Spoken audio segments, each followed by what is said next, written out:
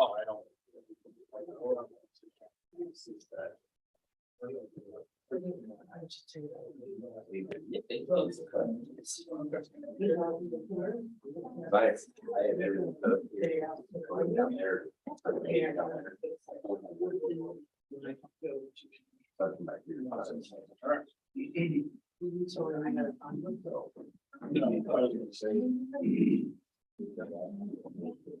Yeah.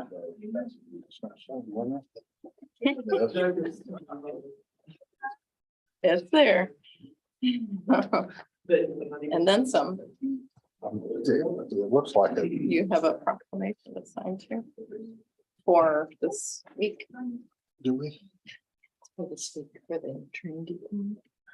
The train depot. Oh, yeah, that's later. That's a surprise. Yeah. Yeah. I didn't Yes. think there was one tonight, but yeah, I was gonna ask you about that later. We had to make that look up like 17.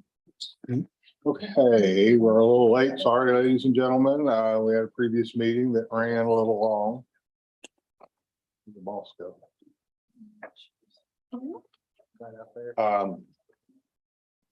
So let's call the meeting to order and the pledge of allegiance, please.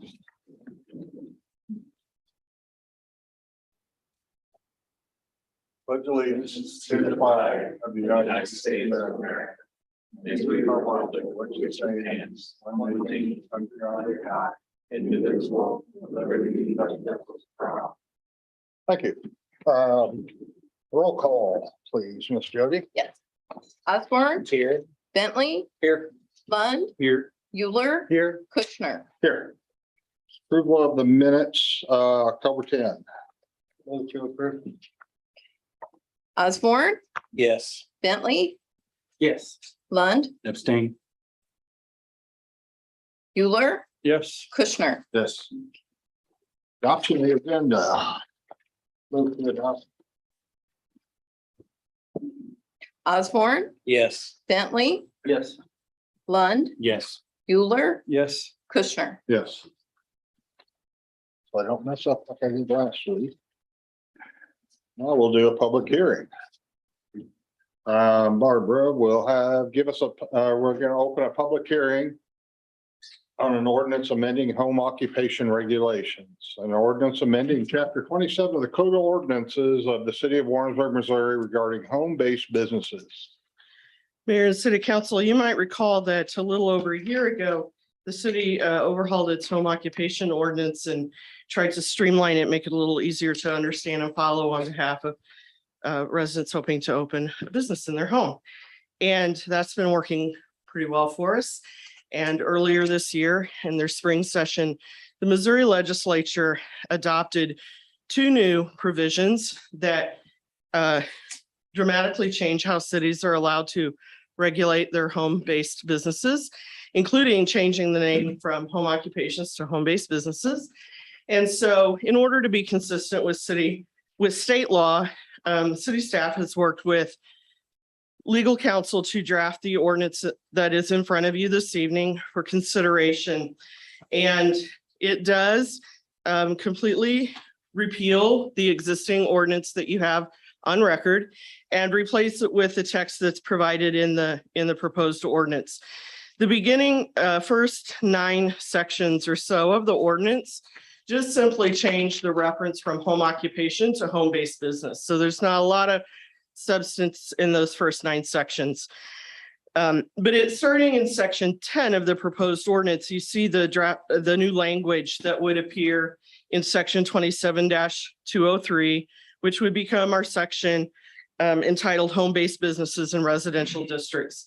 And pursuant to the new state laws, and I've tried to show that in the staff report, what some of those major changes are, is first that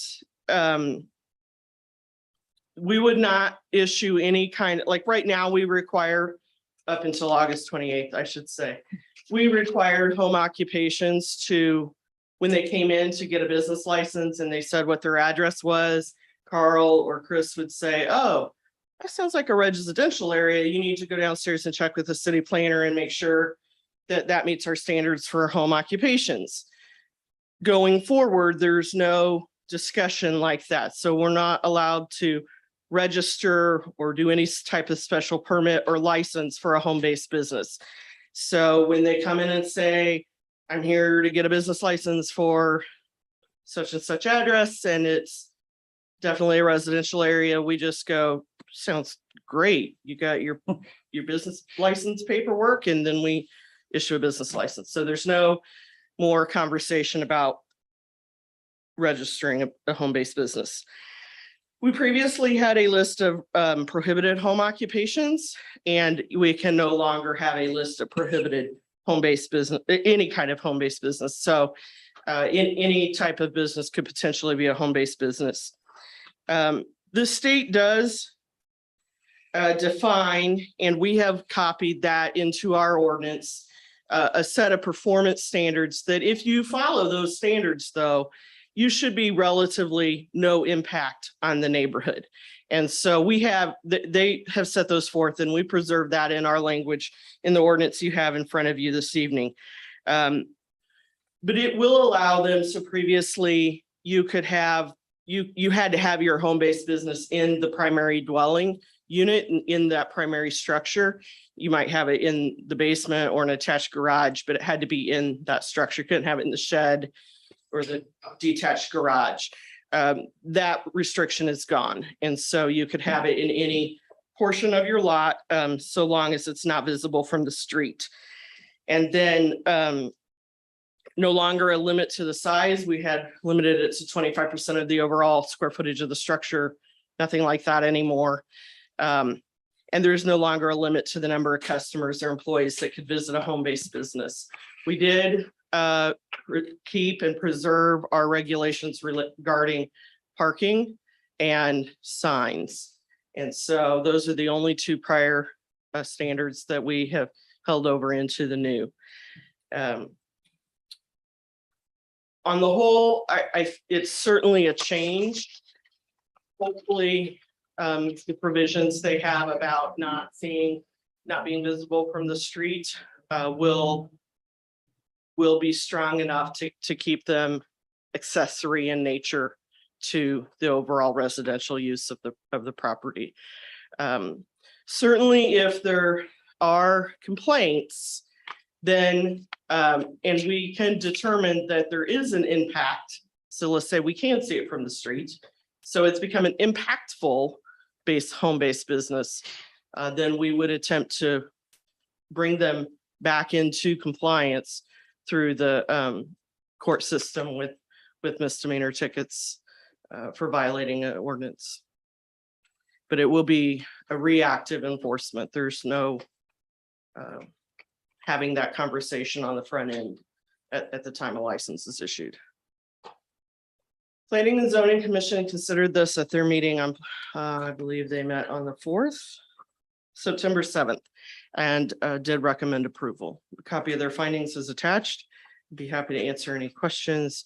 We have not received any public comments on this. So this takes away all the other things that used to have to occur, inspections or anything else associated, well, not inspections, but any of the other associated reviews. There's no review of it anymore. Even on parking, even though we will have that standard still, we would not review that on the front end as we would have previously. That would come on the back end as an enforcement. The only time we did any inspection before is if the public was coming in, and that is really, up until now, has really been very rare on home occupations. Right. I mean, typically the home-based businesses we see the most of is it's an administrative office. It's where we get our mail, and our cell phone is registered to for like a painting or a service-based business. So the customers, given the world of the internet, I mean, customers just don't come there even to pay bills anymore. So there's so many home-based businesses that are almost entirely over the internet or the phone, and maybe it's just bookkeeping at the kitchen table. That's what we normally have been seeing. Now, this opens the door to lots of others that previously have been prohibited, so maybe that will change. but yeah, we would. I think the only in-home where the public was coming in previously would have been a couple hairdressers who had like one chair. Okay, and what does this affect the people from previously? Does it? If They there will are any just simply restrict, renew business licenses in the future. but anything that we restricted before, is it gone away now or? What happens with that? I don't know if there are people we had denied in previous years who could come forward. It was pretty rare that we denied any. Well, no, I'm talking, I opened my business and you told me I had to do this, and this. And now that's against state statute. Right, so previously you were limited to 10 customers a day to come physically to the home. Mhm. You can have 100 now if you want. Okay, so it's essentially this, anything that we did before, it's null and void and, Yeah, okay, I could not enforce that at this point. okay. I was just wanting to make sure I understood. Anybody, this is a public hearing. Has anybody signed up by any chance? Did you see? Jane?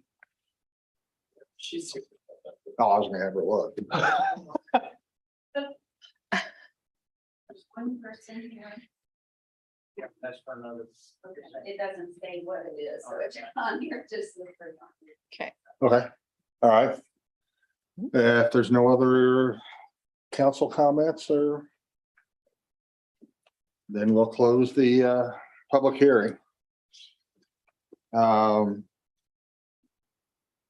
Number 6, second reading of an ordinances. These are second readings where action will occur.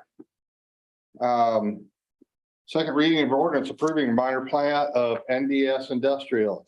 An ordinance approving and accepting the minor plat NDS Industrial, a subdivision in the city of Warrensburg, Missouri, located at 808 and 812 East Young Street. the applicant for this item, as well as your next item, which is the conditional use permit at 812 East Young. The applicant has asked that both of those items be tabled to the November 14th council meeting. Okay. That's all we have to do, Adam? Well, there would need to be a motion to table Okay, it. Yeah, vote on that.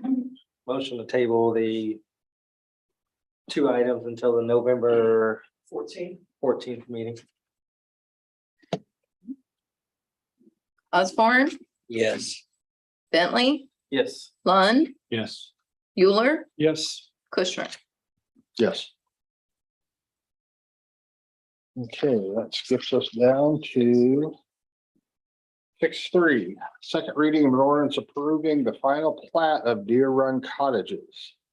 An ordinance approving and accepting the final plat of Deer Run Cottages, a subdivision in the city of Warrensburg, Missouri, located on the west side of the 1100 block of South Mitchell Street. Mayor and City Council, this is a request concerning the property on the 1100 block of South Mitchell Street. And previously, earlier this year, these same 9 properties had been considered for a rezoning request, and that was denied. The property owner is working with a different developer now, and that developer has requested both of these next 2 agenda items. And you had a first reading and a public hearing on both of those at your last city council meeting. This item in front of you right now is the final plat that takes those 9 lots and combines them into 2 properties, one a large lot on the north side of Deer Run and one large lot on the south side of Deer Run, and ultimately has proposed the development of a single-story multifamily residences in the general business zoning district through that conditional use permit process. That's the next item on your agenda. We have had no additional public comments since your hearing 2 weeks ago. Be happy to answer any questions. Planning and zoning did recommend approval of this, and copy of that is in your packet and the staff report as well.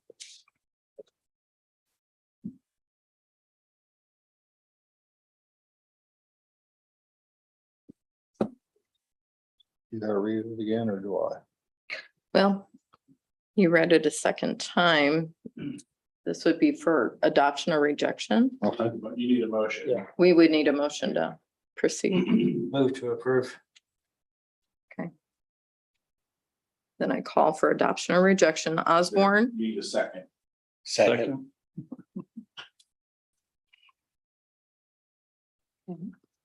Osborne, Yes. Bentley, Yes. Lund, Yes. Euler, Yes. Kushner. Yes. 6.4, second reading of ordinance for CUP for multifamily apartments on South Mitchell Street. This would be an ordinance authorizing a conditional use permit for land use on 1.300 multifamily apartments. Street level in a general business district on the west side 1100 block of South Mitchell Street in the city of Warrensburg, Missouri. This is the conditional use permit that would approve the site plan for the multifamily project on those two lots that were just created with the action of approving the plat in your last agenda item. You have a copy of the ordinance in front of you, and it lists out the review that staff has done of the site plan that's also in your packet.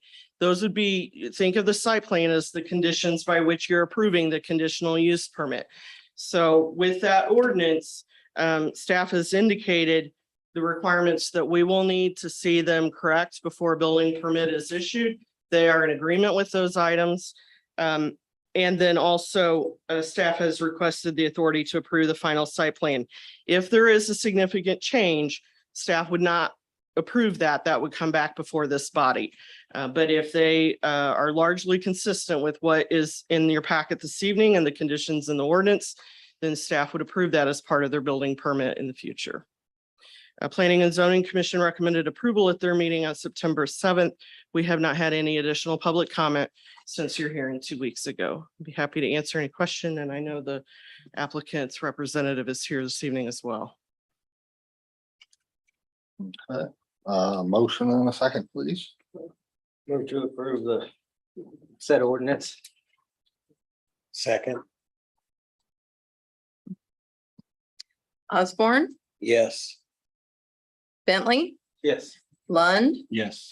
Euler, Yes. Kushner. Yes. All right, continuing the Barbara Carroll show. First and second reading of an ordinance amending home occupation regulations, an ordinance amending chapter 27 of the Code of Ordinances of the city of Warrensburg, Missouri regarding home-based businesses. Any other questions? Yes. Move to approve ordinance by title. Okay, You learned it faster than you. Osborne, Yes. Bentley, Yes. Lund, Yes. Euler, Yes. Kushner. Yes. An ordinance amending chapter 27 of the Code of City Ordinances of the city of Warrensburg, Missouri regarding home-based businesses. This is for adoption or rejection. Osborne, Yes. Bentley, Yes. Lund, Yes. Euler, Yes. Kushner. Yes. Okay, 7.3. First and second reading of an ordinance approving an agreement with Burns and McDonnell for a solid waste study. An ordinance authorizing the city manager and the city clerk to execute an agreement with Burns and McDonnell Engineering Company Incorporated for a solid waste feasibility 7-2. 7.2. Yes. Oh, I'm sorry. How did I skip that? Sorry, I wasn't. I was like, I wasn't. Yeah. Thank you, Tom. Yep. No problem. This is you. I was just trying to skip you. It seemed like the barber shop Seems like the thing to do. I'm okay with that. every night. Everybody else in the And room. I've even marked, okay. Let's try this. Now, we'll go back to 7.2. First and second reading of ordinance approving and authorizing civic organization contracts FY23. An ordinance authorizing city manager and city clerk to execute contracts with civic organizations for the fiscal year 2023 annual services by Marcella. Good evening, Mayor and Council. Before you this evening is an ordinance respectfully requested to waive the rules for first reading for the contracts for our civic organizations. As part of the budget development, you heard from these organizations and it was presented the plan and the adopted budget to include this funding as outlined in the staff report for each of those organizations. You also have copies of the partially executed or proposed contracts for each of those organizations. So including everything funded in the 2023 fiscal year budget is a total of $137,410 to provide to said organizations and their services that either are requested or agreed to provide going forward. Be happy to answer any questions.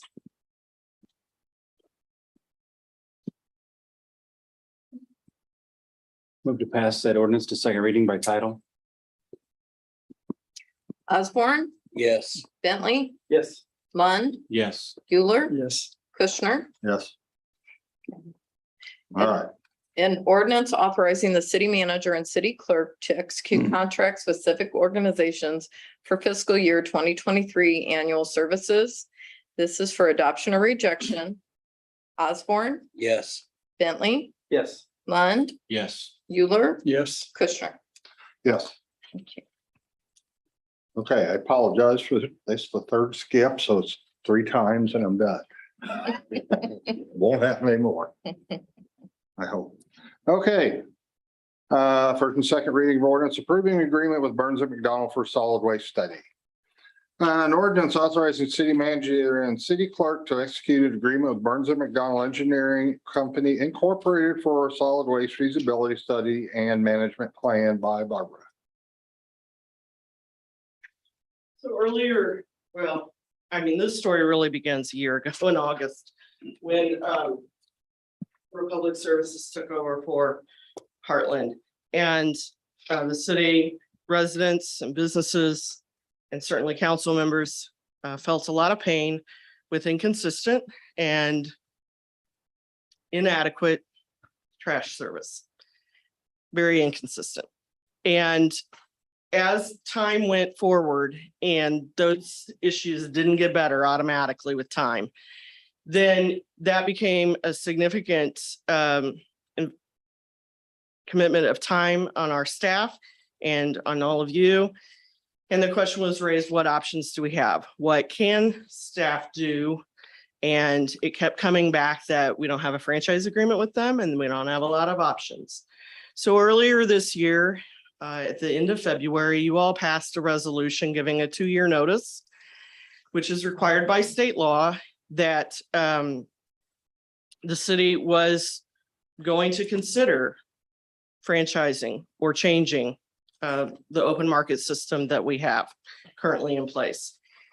And with that, the direction from you all was to pursue a solid waste management plan pursuant to state statute, so that any forward actions we take are very, we've really dotted the i's and crossed the t's and done it correctly under state law.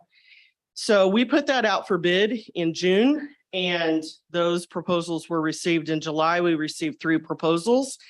We had a committee of staff people as well as a representative from the university's facilities program or office.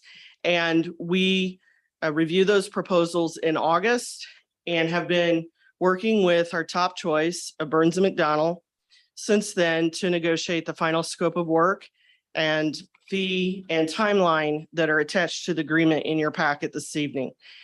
And that entire agreement and attachments are in your packet. I will note that the total project fee is $163,700.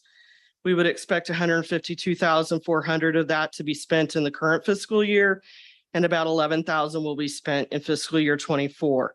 We have identified that that fee would be paid through the city's ARPA funds. And so that would come forward in a future budget amendment that most likely Marcelo will bring forward at the 6-month mark. And then our hope with this is, and it is very broadly based. If you've read the RFP, if you've read the scope that's in the packet, all our options are on the table. All of our options will be explored. Whether we do that, we bring it in-house, whether we franchise that, whether we separate residential from commercial, and we have 2 different providers, or It will even explore if we should open our own transfer station or our own landfill. It will really, that is a lot of money, but we have asked for a lot of services. Once we have decided on the preferred path forward, then they will help us to secure that and procure that is probably the right word from the scope. So if we do put it out for bid, that we're going to go with a franchise and a sole source contract, they will assist us in writing those bid documents. They will help us evaluate the proposals we receive, interview those firms, because this is all information that your staff is not an expert at. And in talking with the staff at Burns and Mack, we felt very comfortable with their ability to help usher us through that process. And we've got with us this evening, Julie Davis from Burns McDonnell, and I've asked her to speak to you a little bit about that or answer any questions that you have, because certainly in our conversations with them, I know they have made me feel much better about the situation we find ourselves in and where we're going. But know that from your staff standpoint, this is a huge undertaking no matter what we do, right? The future of solid waste management in Warrensburg is likely going to look different in 18 months. That's a huge step, but it's also a real opportunity. And that's what we've talked about at the staff level, that we don't want to miss out on this opportunity to raise the bar and offer additional services consistently, like yard waste management, potentially food waste management, composting, regular recycling opportunities, but even just the collection of solid waste, that we would have consistent toters and consistent days of pickup. I mean, the town could be cleaner. This is an opportunity to really impact the aesthetics of our community. Does it take a lot of change in behavior for residents and landlords and management companies and businesses? Yeah, it does. But this is our one chance to change that behavior. And so staff is excited about that, but also very cognizant that that is change. And we're very confident in Burns and McDonnell's ability to help us with that change. So Julie, if you'd like to come up and answer a few you have questions for her, or she might go into a little more detail on the scope, I'm not sure. So my name is Julie Davis with Burns and McDonnell, and I want to thank you for inviting me here tonight. And I'm especially excited that we were selected to help you all out with your solid waste management plan. I applaud you for being proactive in this to provide your community with a more integrated and efficient and effective system. The Burns and McDonnell team that is going to be working with you all on this has experience with developing over 50 solid waste management plans with regional and local clients. All of our clients are state and local governments. That's one thing that we pride ourselves on, is that we don't work for any of the private companies, which makes us a neutral, unbiased party when it comes to things like contract negotiation or even evaluating whether or not a system is working for a community. We also specialize in the support of the plans that we work with communities to develop. So we also will help usher through the implementation phase that will follow. And the thing that I'm especially excited about is that your community has prioritized stakeholder engagement. And the more you prioritize stakeholder engagement, the more likely you are to have a community supported outcome that will actually be supported when you make the decision, as Barbara laid out, that change is difficult. And then you want to go into that knowing that you have the support of the community. So our plan, our approach includes that stakeholder engagement piece as well. It's a two-phase approach. So phase one is developing the plan, and phase two is the implementation of the plan. I'd be happy to go into any of the details, but it sounds like you've had it in your packet. So I'll let you all ask the questions where I can be helpful. I think it's great that you're here, because it's the number one question I think we get is about, I'll say, recycling, the trash service. We have other issues going on, but this is the one that keeps coming up time at a time. We don't have answers. I sit on the Energy Sustainability Task Force for the city. It's the number one thing that we talk about is it's really recycling and consistent pickup, and obviously just making the city cleaner and more sustainable going forward. So I'm very excited that you all put some effort into this, and they found your company, Burns McDonnell, obviously very well-known companies. May I ask, will you be soliciting input from citizens? Yeah, that's a great question. So that stakeholder engagement piece that I mentioned, we plan to do a virtual survey open to all of your citizens as well as businesses, because this impacts potentially, we want to hear about the services that are provided to both. We plan to have focus groups specifically with surveys, focus groups and surveys for businesses specifically. We also have in our scope of work to engage with the haulers on one-on-one interviews. They are stakeholders. They're providing the service and they could be impacted by your change. So that's important to engage those haulers one-on-one. And we also plan to have an open house to present the recommendations and have the reaction from the community or the options before the recommendations are made to have that open house opportunity. And then, of course, whenever we as a consultant come in, we see ourselves as a partner with the city. So we want to engage along the way with the city's project team that you decide you want to have your project team. So we'll engage regularly as we develop this plan. Thank you.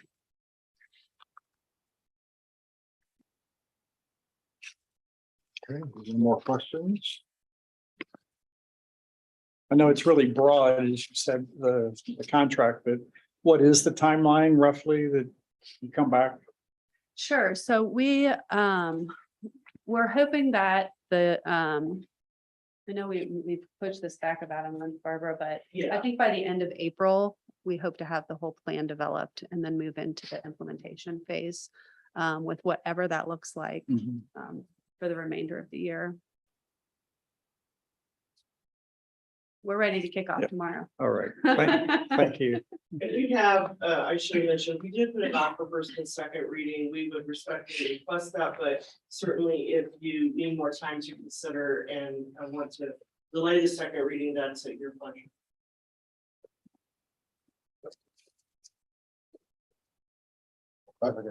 And we need a motion or a proposal. Motion to move to second reading by title. So move to approve the second reading by title. Osborne, Yes. Bentley, Yes. Bond, Yes. Euler, Yes. Kushner. Yes. An ordinance authorizing the city manager and city clerk to execute an agreement with Burns and McDonnell Engineering Co. Inc. for a solid waste feasibility study and management plan. This is for adoption or rejection. Osborne, Yes. Bentley, Yes. Lund, Yes. Euler, Yes. Kushner. Yes.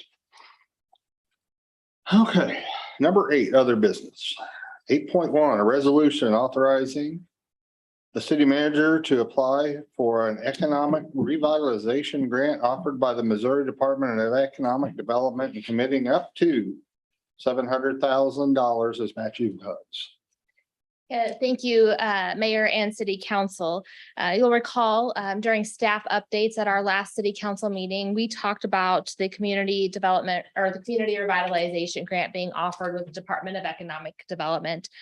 We talked about the McGuire Street corridor being one of our priorities, and we have identified that to be a key to our ongoing success, economic success as a community. We talked about the restrictions that the department put on the community revitalization grant. And so we are going to pull the 10-foot side path trail of the McGuire Street corridor revitalization plan. We're going to pull that work out and apply for funds for that project. the grant will not allow us to apply for full street reconstruction, but it will allow us to apply for sidewalks. So we feel, staff has met, we feel comfortable, we feel very good about moving forward with this grant application and writing it. One of the submittal requirements is that we have demonstrating the capacity to commit and provide matching funds. And so this resolution before you this evening is committing up to $700,000. Kind of depending what our final budget is, we're going to keep it under 1 million. But we're going to commit up to that 70% match. If you'll recall, the higher our match, the more points we get, so the more competitive we will be. I did want to follow up, Councilmember Euler, you had asked why we wouldn't go all the way to Christopher Street. We're looking at going from Young to Broad. We looked up why it was not proposed to go all the way to Christopher, and that's because that's where we get to university property, and it would be very challenging to acquire that right of way in the time frame that we need to complete this project. But you mentioned, so it's the sidewalk bike path Yeah, combination it's still. the 10-foot Okay. side path trail. Yep. Yeah. Multi-use bicycles, pedestrians, strollers, mobile devices. Is it on both sides of the road? No, only on one side. Which side are you proposing, or does it depend on how it is drafted? It will most likely be on the east side of the road. That is where we have the most right of way. When is the deadline for this grant? Sorry. So the grant application is due the end of November. However, the earlier you get it, so if there is a tie in scores, they are going to mark it by timestamp. So the tiebreaker will be as soon as, depending on who got their application in first. Okay. So staff is working very diligently to get this in by the first week of November. And we'll hear something back by, did they have a date on? Oh, Barb, do you remember what they said? I assume we'll probably know by the end of December, first part of January. Okay.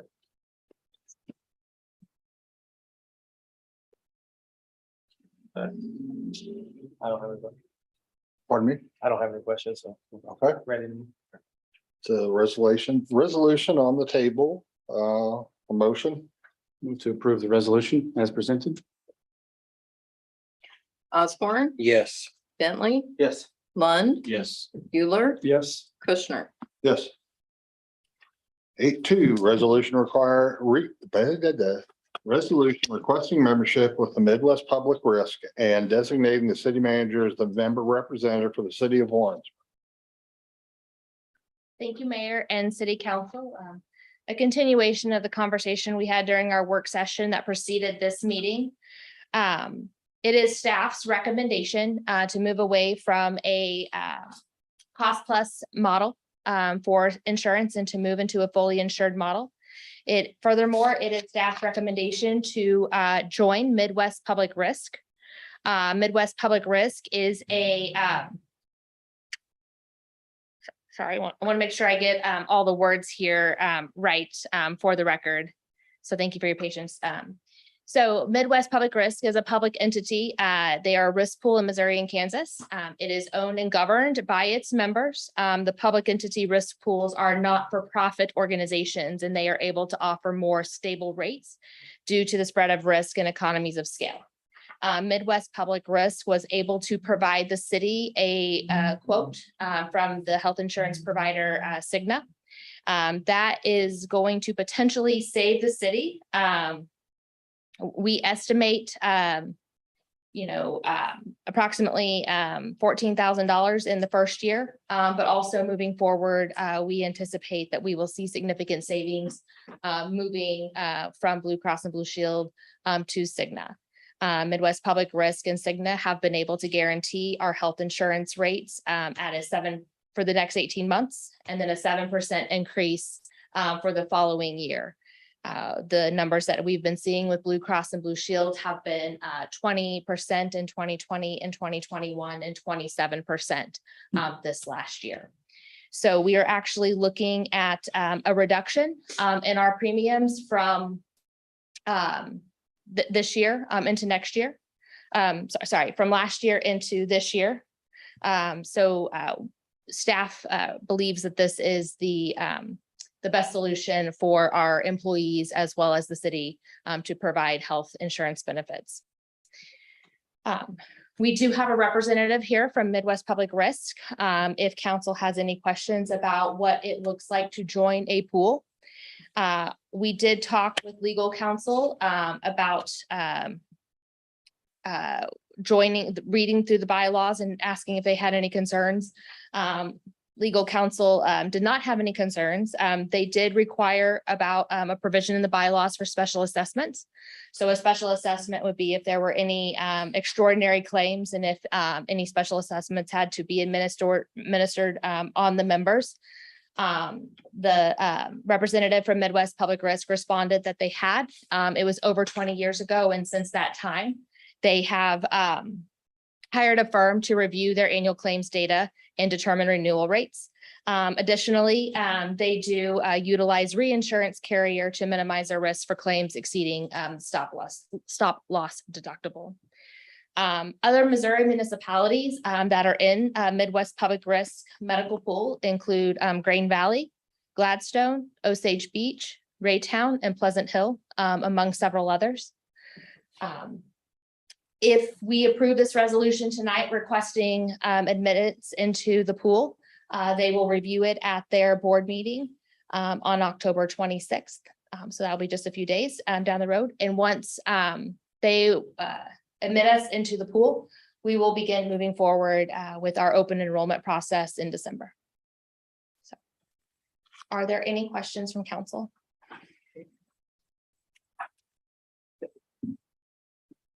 Are there any questions for Deb, who is the representative here this evening from Midwest Public Risk? Okay. Cool. There's a resolution on the table, motion. Move to approve resolution as presented. Osborne, Yes. Bentley, Yes. Lund, Yes. Euler, Yes. Kushner. Yes. Okay, two mayoral appointments. Scott Holmberg to the Tax Increment Financing Commission and Aubrey Bender as a member of Energy and Sustainability. Move to approve mayoral appointments. Osborne, Yes. Bentley, Yes. Lund, Yes. Euler, Yes. Kushner. Yes. Okay, parents of council not listed on the agenda. That you? That's me. Okay, you signed the piece of paper, right? Yes. My name's Wayne Jackson. I live at 1211 East Hell Lake Road, commonly referred to as DD Highway. The one thing that brought my attention to that particular area when I moved there was the trails, Spirit Trail. It's used a lot from the UCM parking lot, soccer field, straight due east to Lake Ridge. That's the most heaviest part of that trail. When I first moved there, I noticed a lot of people walking in the evening hours, and now it's getting darker, and people doing cardio and different groups walking up and down the trail. You know, it's dark at 6:30, 7 o'clock at night, and here November the 6th, we set our clocks, we fall back. We'll have another hour of daylight in the afternoon, but it will again be dark at 5 o'clock. Go to work in the dark and come home in the dark. Well, people come home in the dark and they want to do their cardio. They want to walk, or they want to walk just to walk. And not many places do that except maybe go to the multi. Maybe it's not open because they got basketball games or something. That trail is not well lit. And the reason I'm here tonight is to ask you all to see if you could come up with some kind of funding to light that trail, especially from that area from the soccer fields to Lake Ridge. In between the trail and DD Highway now have trees growing up between it and some in the ditch in a lot of areas, big trees. That area is kind of unique because that area is maintained by the Department of Transportation, MoDOT, from the Knob Noster area, Knob Noster branch, but it's in the city limits. And I'm afraid what might happen, the other night I was out at my building, my barn sits several hundred feet away from my house, so I walked down to the barn, I call it barns, big metal building, worked on my cars, and I came back from working on the car and walked back up to the house. And there was some people walking down the path, and it was at like 9 o'clock at night. I think someone's gonna get hurt, gonna get robbed, maybe get, raped or whatever. I think it's just a dangerous area. And you all know, as well as the city police knows, that if we have a well-lit area, it drives down burglary and a lot of other things. So I'm asking the council to take that up on consideration. I have met with the Spirit Trails Committee. I met with the county commissioners. I met with the commissioners' comments was that is a daylight hour walking path. So I've talked with those folks. I've discussed it with the city manager. We discussed it, but the deal is funding, like everything else. Money's tight. So that's the only thing I wanted to bring to your attention tonight. The other thing I wanted to bring to your attention, we've got our 5th annual, I think it's the 5th annual Christmas, or people call it Christmas parade. Bill Gable calls it Christmas parade. We call it a holiday parade. So we have our 5th annual holiday parade coming up December the 2nd. And Mayor, again, we ask you if you would, I'm going to ask Commissioner if you would be a part of the tree lighting ceremony and be a part of that a parade, if you would, please. Okay. That's all I have. Thank you very much. Hey, Dwayne, Yes. I appreciate very much all the work you've been doing, this investigation about that. You're not the first one. We've had a lot of questions that people come up to us asking about lights on that trail. I don't know if you all have anything to say now about it, but. I do have intentions of speaking with MoDOT to see if they would be interested in installing like double Cobra headlights where you can light the trail and the street. To perhaps, if you can illuminate both, maybe they'd be more receptive to that. So at least exploring what we can do. But obviously with funding, perhaps that could be some type of partnership with the city and MoDOT. But that's something that we'll look into. Thanks. Appreciate it. Thank you, Mayor. Thank you. Thank you, Dwayne. That was the only one on the list. And so then we will go to miscellaneous matters from the mayor and or city council.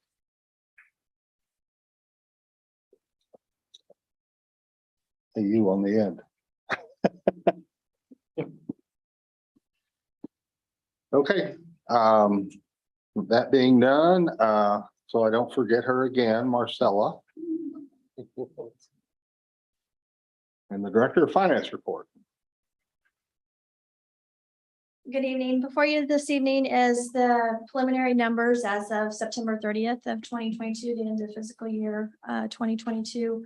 In the finance report, you had asked at the last meeting about the approximate build of reserve, and right now that looks like that's at about $900,000 for general fund to add to reserve, which puts us in a really good spot.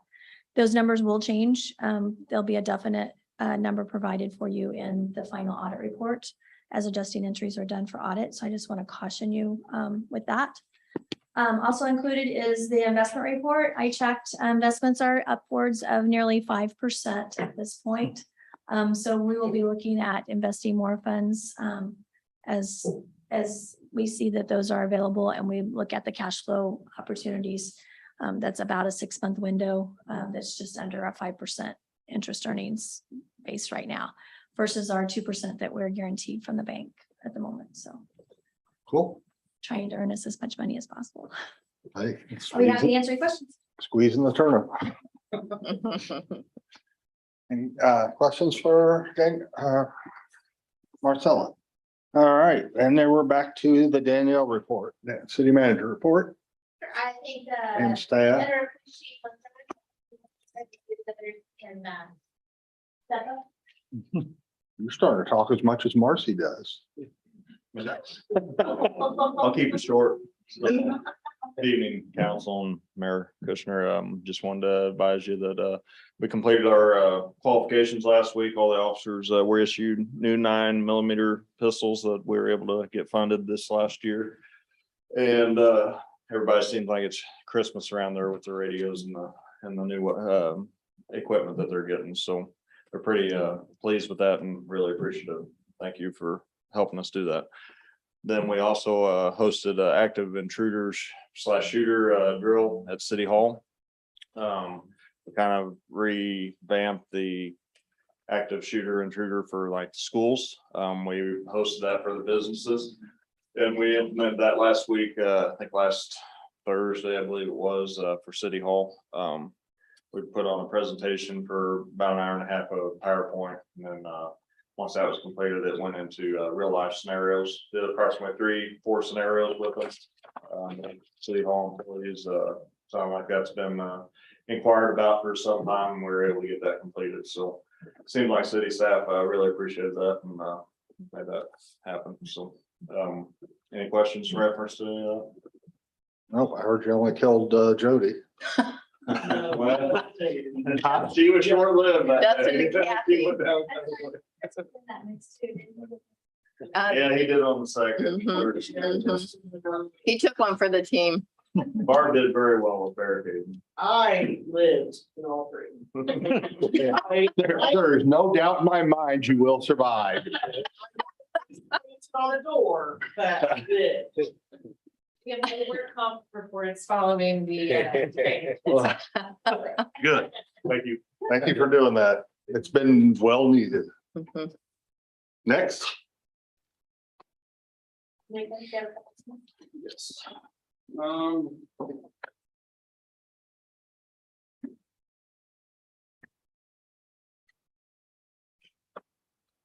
For the Public Works report, at our cemetery last week, we had around 22 phone calls inquiring from how much space that we have available to ancestral lookups, things like that. Staff performed 1 cremation and 1 burial, and we sold 3 spaces. For our plants, at our west plant, we had around 27.48 million gallons treated. At the east plant, 23.44 million gallons treated, and we performed 3 fat, oil, and grease inspections at several businesses. We are also finalizing our sidewalk program, specifically the zones that I mentioned to you a couple of months prior. So we're getting close to that. And then once we have that available, I'll share that at one of the next reports. Going on to the parks, we will be highlighting at this coming park board meeting, one of our employees for their recognition, specifically their commitment to the city. Whenever I've toured the parks and made my own field notes of things that I feel like need to happen, the employee William Stanley was doing an excellent job of making sure the parks are cleaned, they're maintained, and they also perform other duties that aren't in their job description. And so for those efforts, I felt that it was important to acknowledge and appreciate that. In addition, we intend to remove 4 dead trees from Lions Lake. Several of those trees were infected with the emerald ash borer, so we're going to get those mitigated. In particular, also at Lions Lake, we will We intend to install some reflective posts along the lake that abuts, not DD Highway, but Hales Lake Road.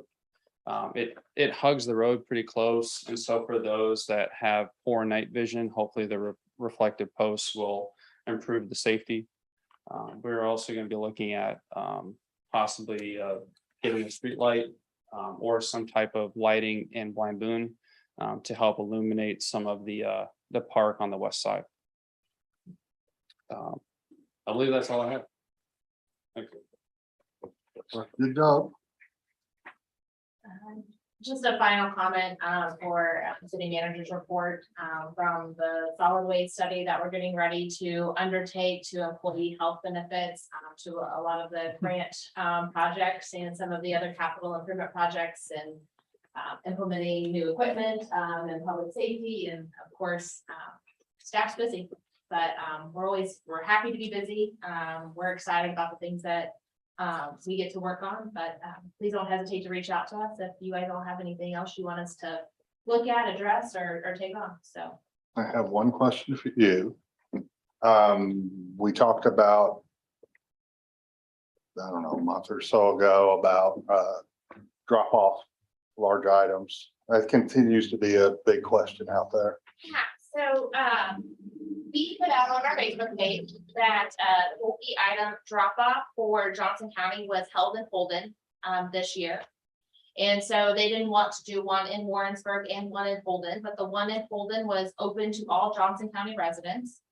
So that will be the one that will be the one bulky item drop off that we get for the fall. But we will work with our solid waste region to see if we can get another one in the spring.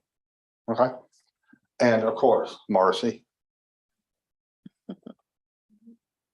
You have to have something. Oh, I knew that was.